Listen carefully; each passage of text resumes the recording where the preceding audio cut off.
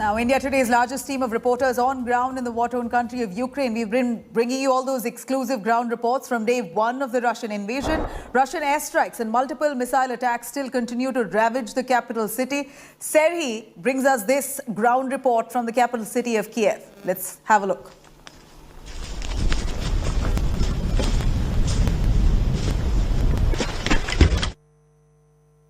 Kyiv these days looks safe despite the air attacks from the Russian side. Ukrainian militaries used to this kind of attack and repel them effectively. We are preparing to repel aggressor who is turned to the heart of our state. Fighting continues near Kyiv. The capital is contributing to help to the region in the evacuation of residents of Gostomel, Bucha, Warzel, Irpin, Makariv. Thousands of people have been deported in the last few days.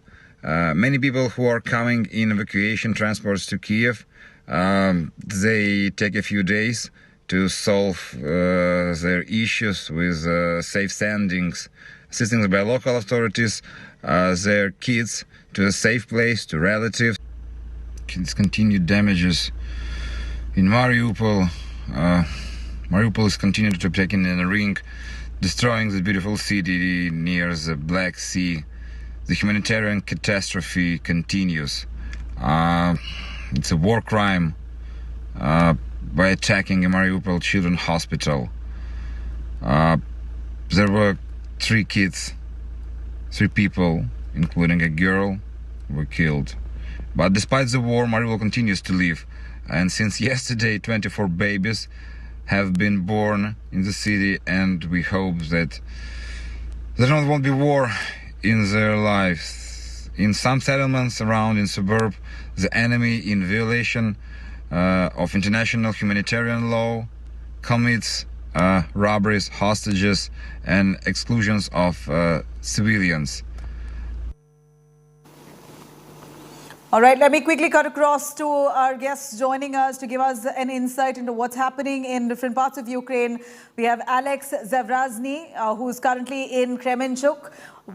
He's in fact fled from Kharkiv. We also have Anna Basova, senior journalist, a TV journalist in Kiev, and Dmitro Shmykiv, who is also the chairman of Ukraine Pharma company.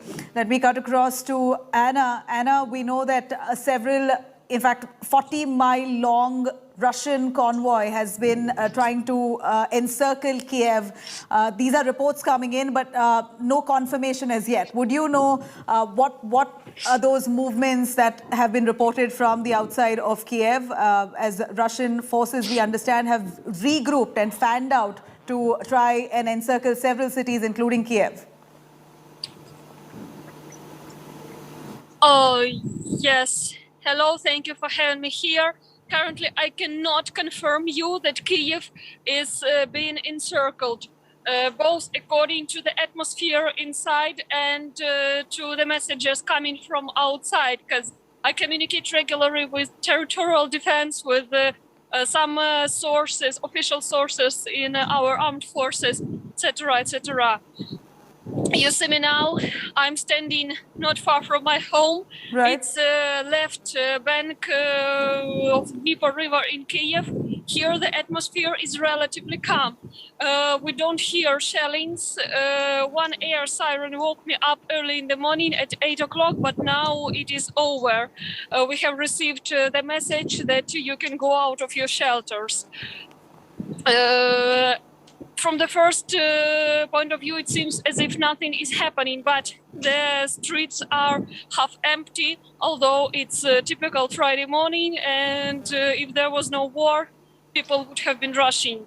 Right. The banks do not work, neither do various clothes shops, boutiques, and even those selling stationery. Not every drugstore works, just some. Can we see what's what's in front of you. Can you show us the atmosphere around? We know that there's an eerie calm there. And like you rightly said, Anna, if it wasn't for the war that's currently being unleashed on Ukraine, it would have been a very bustling city. The capital city of Kyiv, we know, is populous, it's bustling, it's commercial. On a day like this, a regular Friday like this, you'd see people out in numbers on the streets. But today we see quite an empty street there. Can you show us around, please? Yeah, the streets are quite empty, just some people walking, and behind my back, you can see a restaurant of Eastern Kitchen, Uzbek, etc., etc. Now it's closed. You see, the door is closed. Yeah. And I'll make just some dozens of meters. I'll walk forward, and I'll show you that the banks are not working either, and even some of the points of currency exchange are also closed.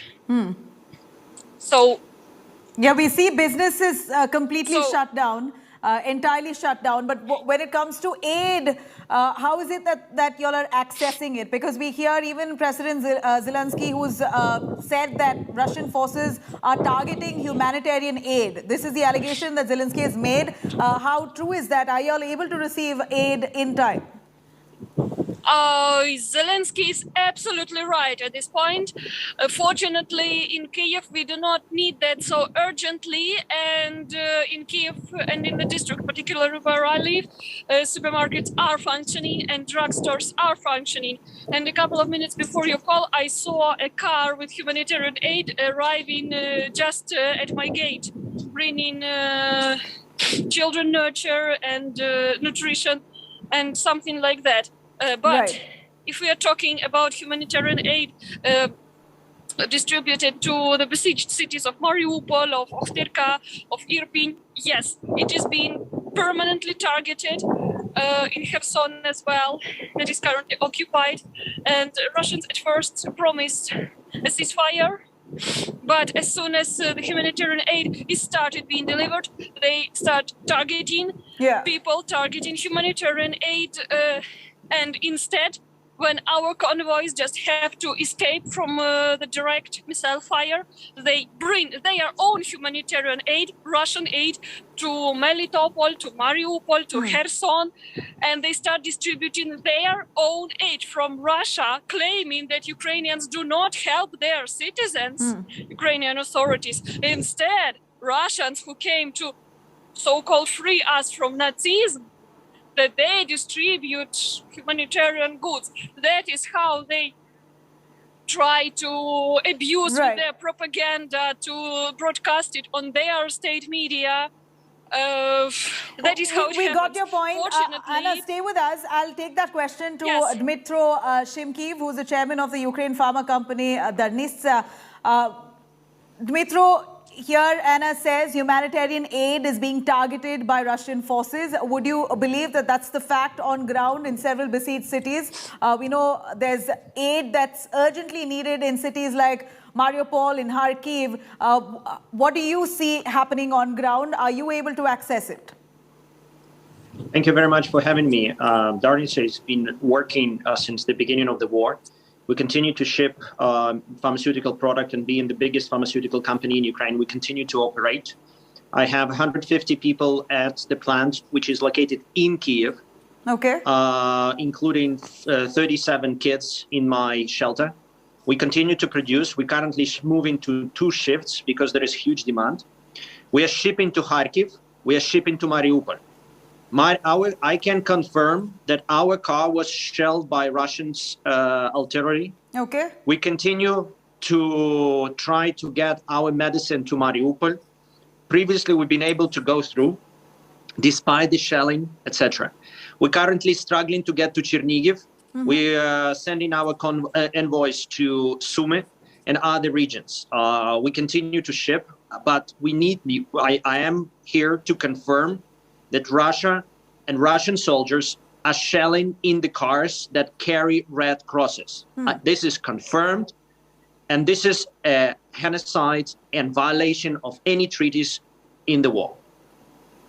Well, it's very unfortunate, Dmitro, that so far talks between both the foreign ministers hasn't borne fruit. There's no headway even when it comes to a ceasefire request. The Ukrainian foreign minister claims that he's not got a positive response, while you have the President Zelensky as well as yourself, who is the chairman of the Ukrainian Pharma company, confirming that a lot of humanitarian aid is being targeted at. An appeal that you would like to make, even as we see several civilians who are currently bearing the brunt of it, are in urgent need of that kind of aid but aren't able to access it because of this kind of constant attack on those vehicles carrying that aid for them. Exactly. If I can confirm additional crimes.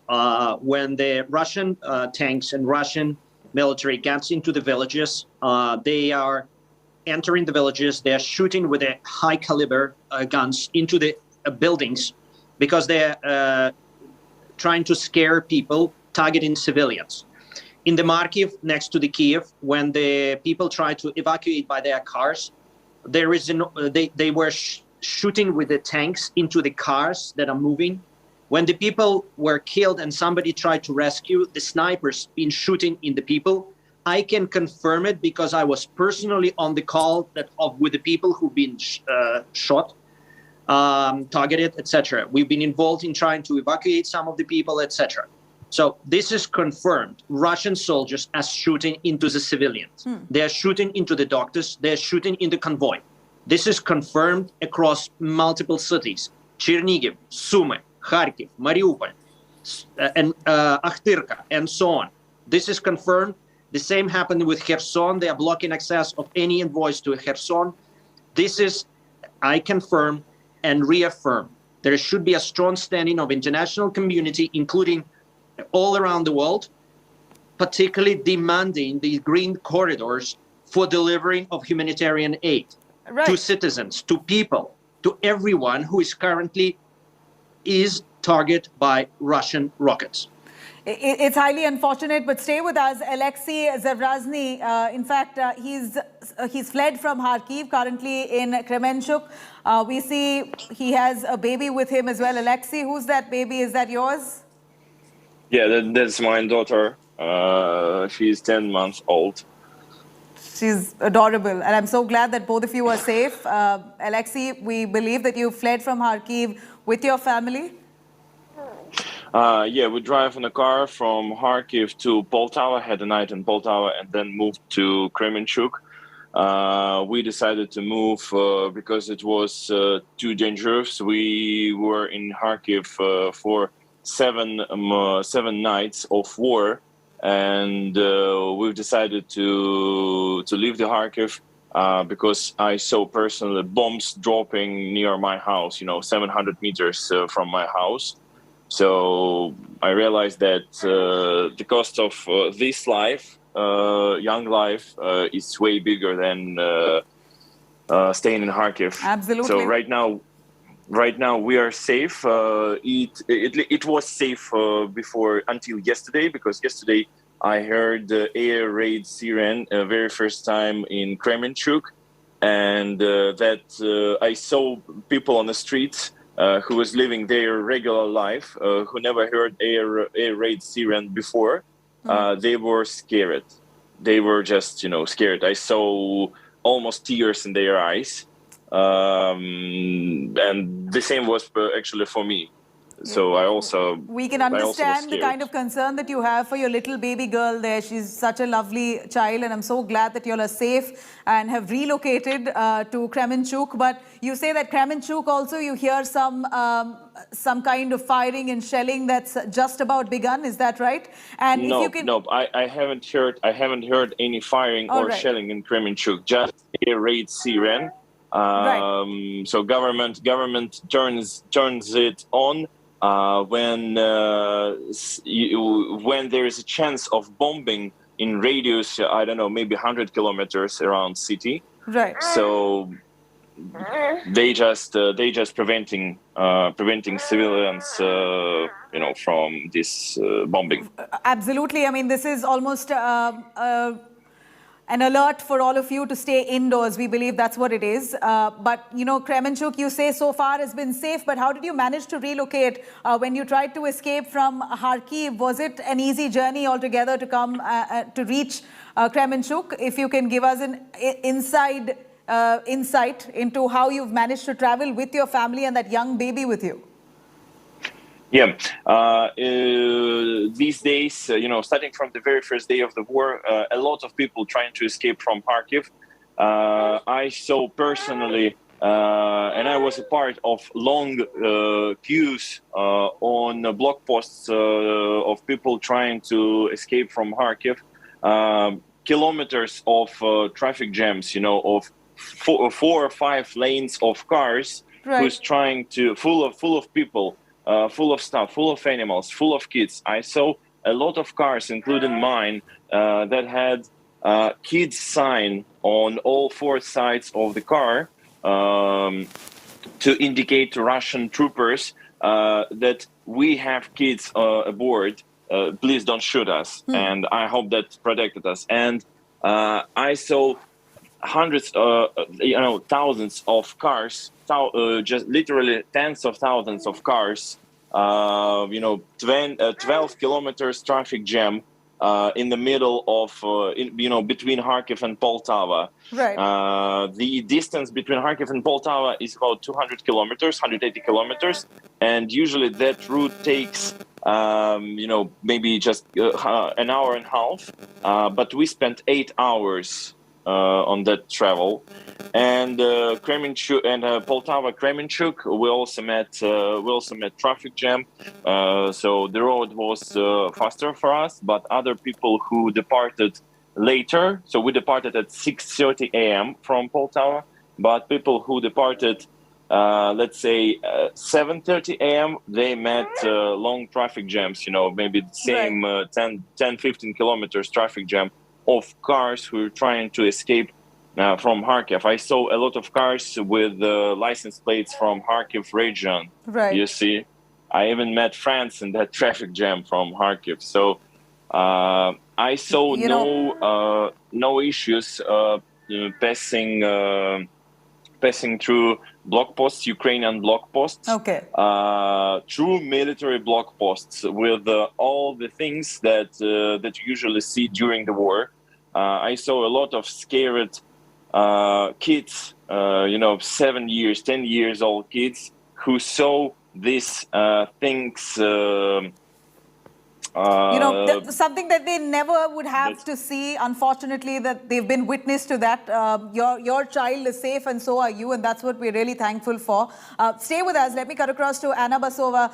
Anna, we know that in cities like Mariupol, where there's been constant bombarding, several hospitals that were targeted too, we see a really dire and desperate humanitarian crisis unfolding there. A lot of humanitarian aid hasn't been able to reach there in time, and reports coming in suggesting that people are fighting amongst themselves for food. It's such a desperate situation. How is the government there helping? How are citizens helping and stepping up? Yes, humanitarian crisis there is unfolding. Moreover, I heard numerous messages that there is no constant water supply and electricity. As well as the maternity and children's hospital was also shelled. That is a total disaster. I cannot confirm that people are fighting among themselves for food. Probably they are. I don't know personally. But our government is trying to send humanitarian aid once more, and they're constantly negotiating with the occupants to let the humanitarian through, to open a green corridor, or that would be the best, to let people evacuate and to escape from the besieged city. Right. As far as I know, numerous negotiations have failed so far. As I told already, Russians promised a ceasefire, but after all, they simply do not keep their promise. They violate their promise, and that's it. What's gonna happen, nobody knows. Yeah, But what I know where for of sure course is that we see that civilians are anticipating the worst. Anna, you along with several others, including Alexei and Dmitro, are staying put in your respective cities. You are, of course, standing up, trying to fight for your own country.